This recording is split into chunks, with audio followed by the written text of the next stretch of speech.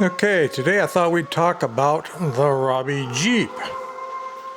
That, of course, is the one that I built full scale from the studio blueprint plans, and I will put links down below of a video of me running it down the road and into the mailbox, and then another video of a local news station, which is of a higher quality, showing me demoing it. And we're going to take a look at the blueprints. I can't get you a whole lot better shots from here. Let's walk down this aisleway, see if we can get more in. As you can see, I'm stacking all kinds of stuff in the Jeep. I've kind of run out of room, and then you can see it's also hard to get a better angle. But it's become a repository for Christmas gifts from the last 2 years, and here it is almost a few weeks away from being Christmas again, and I'll probably be loading it up with more stuff. But I think we can still talk about the Jeep even though it's hard to actually see it. So let's start. If I can post some close-up photographs of these blueprints, I'll do so on Alphadrom, and I'll put a link down below. As you can see, the blueprint sheet itself is quite large, and it's going to be hard to make out any great detail from it. But let's see. See, I'm trying to look through the viewfinder and trying to see what it's showing. Different angles, but these are the prints that I used, and here's some notes that are interesting. Of course, the documentation box. 1, 2, 3, 4, 5. See, initially there were 5 separate sheets. This, thankfully, is the one that shows the main build of the body and the dimensions and all of that. And I've had some people ask, wouldn't it be cool to scale this to fit the inexpensive Walmart Robby, you know, the one that you can buy right now for under 15 bucks. And the Robby itself is 14 inches tall, so you would scale it to fit that. And I thought about doing it, but it's a lot of CAD work to make it 3D printable. In the past, I have built this little one here based on the 4 3/4 inch tall wind-up that Matsudaira came out with way back in, gosh, I don't know, the mid-80s, 85, something like that. They even did a radio-controlled version of it right there.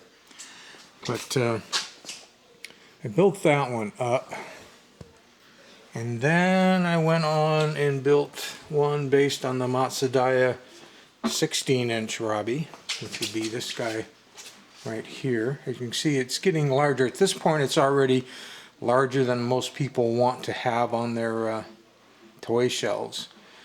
Now, the 14-inch would bring everything in a bit. It might not be a bad size at all. Could be worth doing.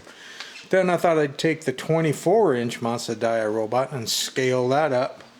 So up here on top this shelf, and trust me, I can't see what the camera's looking at. I'm just hoping that I'm getting it in there.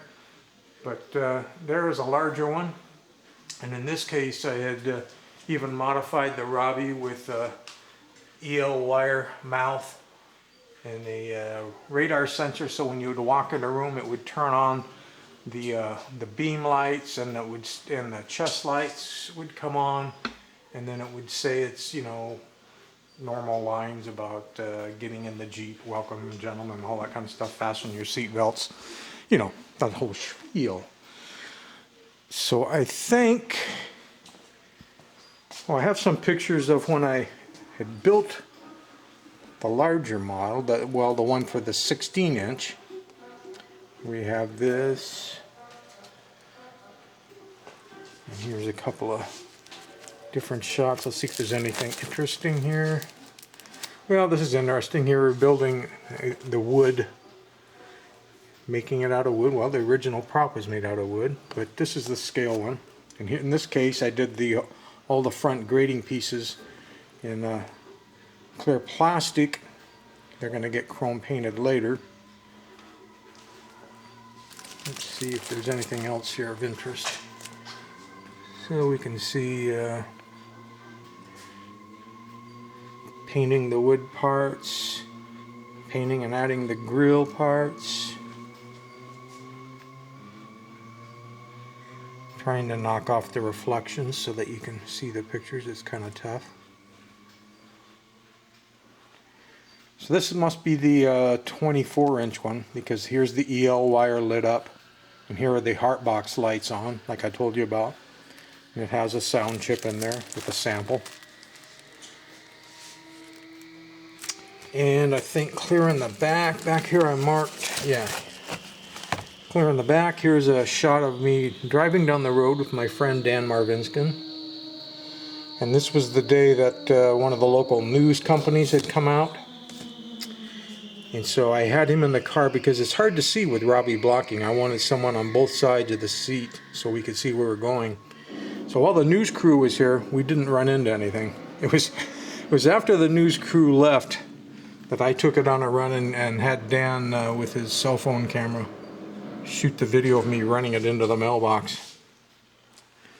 Sorry about the glares. And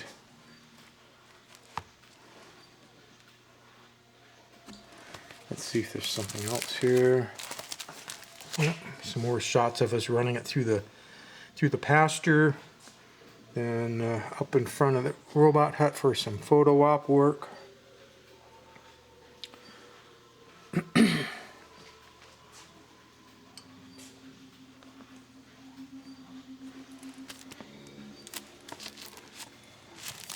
of hard to make anything out on that page. Is that about it? I think that's just about it. Oh, here was a slight breakdown out on the road. I blew a power steering fuse. You know, everything on it's electric. It's electric drive, and the steering is electric, and you control everything with your feet.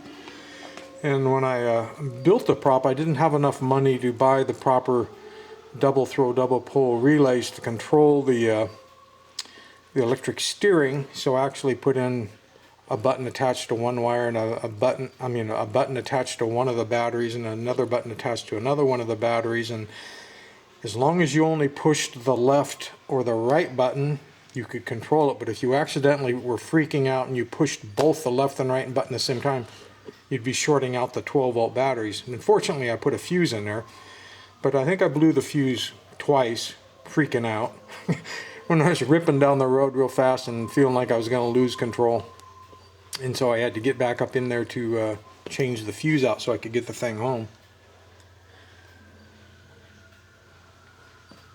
And let's see, let's go back to the pictures when I was at Bill Malone's house before he'd sold it. This was it sitting in his garage at the time. And here was a close-up. We can see there was some damage along one side. It had the wrong seats in it, because of course in the movie the seats were in fact flat 3/4 plexi with a bend. And these are seats made by Chromecraft in the 50s. They look great. They're wonderful looking seats, but they're not what was used in the movie. Here you can see almost up into the floorboards in the back a little bit. Another shot of the original one. I think that about covers it.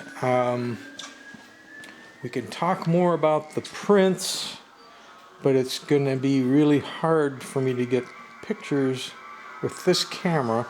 I think I'm going to try to take some pictures with my still, and if I can get some decent ones, I'll post them up on the Alphadrom site, and I'll put a link in the video down below, and you can have a look at those, because it'd be interesting if some of you guys wanted to do some CAD work and scale this to fit the 14-inch Robby, the Walmart Robby, which is up there.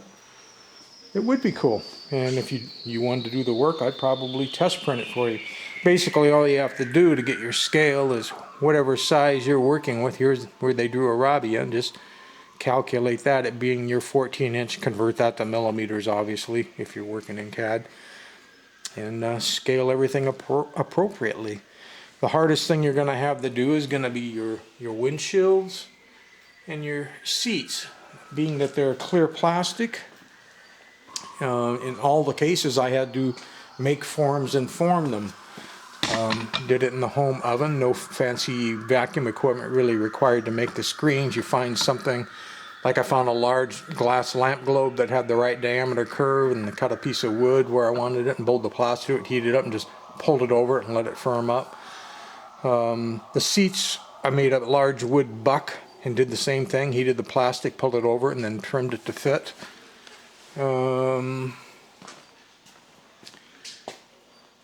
Can't remember a whole lot because this was one of the first ones I made, how I went about doing the clear parts here, but I'm sure it was a similar process, just on a smaller scale. And I do know it was a similar process up here. Let's see if I can turn the screen so I can see what I'm showing you. For this guy here, you can see how the clear plastic things. Now, see, I'd formed the seats as being curved back, because at the point that I did these, I was still thinking that the Chromecraft chairs that Malone had in his were right, but they weren't. The real seats, when you look at any of the stills from the movie and watch the movie, I know I've got a lot of crap sitting on here. They're actually flat 3/4 inch plexi with a bend for the back and then up. And they've been routed and flame polished. And of course they're on swivels so that you can get in and out. But very different. I mean, the Jeep went through a lot of transitions after it was used in Forbidden Planet. The windscreens had been removed and they were recovered later by Fred Barton and then returned to Bill Malone to put back on the Jeep. And the seats, I believe the seats were still there when the Jeep got modded, but they put, I think they bolted wood to it. They brought this arc way up high and then sloped it back down and gave it a different look. And of course the motor drive unit was removed after filming because it was unlike the blueprints which call out using a Crosley rear end to drive the thing, everything. In the end, I guess the real prop ended up being everything was in the front end. And it was one unit that they could remove for when they had to have Robby walk out and then bolt back in when they had to be able to move the thing around. But front wheel drive and the front wheel electric steering. So it was one modular unit. And that was long gone after filming and put into other props, I guess. But it is interesting that the blueprints down here call out using a Crosley, which was a small American car, rear end, which makes you think they might have modified the front end and stuff like that. Let's see. There's some interesting notes here.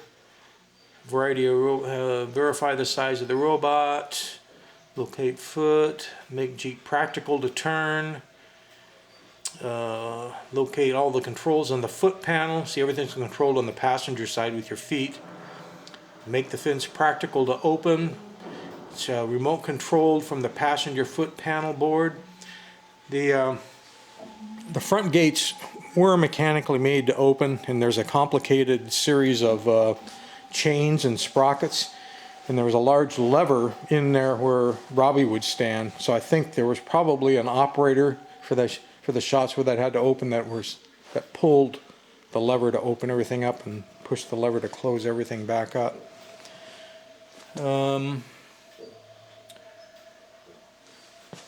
Seats provided by prop department. That didn't end up being that way. Then there was a whole detail sheet saying how to make the visor. Here we have rework front end assembly is required. Oh, here was the one on the Crosley. See, here it's showing the back end, and it says Crosley rear end. Keep clearance. Very interesting. Anyway, all the dimensions are there to build yourself a full-size working Jeep if you'd like, or make one a miniature for any one of the sizes of the many Robbies that are out there these days, because there are plenty of them. I think that's about it. I think I'll go see if I can take some good pictures of the prints and get this stuff up on the web. All right, talk to you later.